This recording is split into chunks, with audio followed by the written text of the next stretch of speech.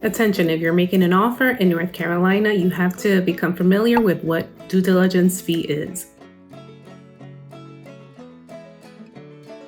Due diligence fee is by far the hardest term to explain to a buyer in North Carolina. Not every state has a due diligence fee, but North Carolina does have a due diligence fee if you're planning to buy a home that's been pre-owned or if it's a resale.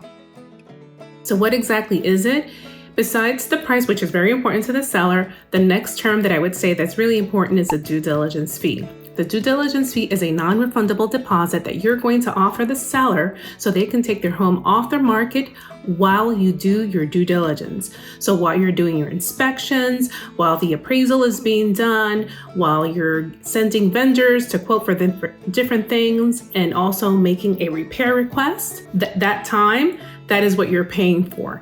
If for any reason you decide to back out of the contract or terminate the contract for any reason, it doesn't matter what the reason is. It is your right to exercise to terminate the agreement during the due diligence period.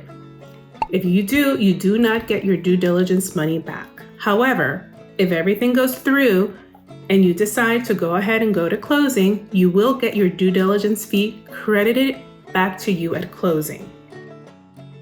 The only other way that you can get your due diligence fee is if the seller is in breach. So for example, if the seller cannot give you clear title to the home and cannot sell the home to you for any reason, they would have to return the due diligence fee. Or in the rare likelihood that you uncover some material fact that the seller had knowledge of and you can prove that they had knowledge of this material fact, then you can get your due diligence fee back.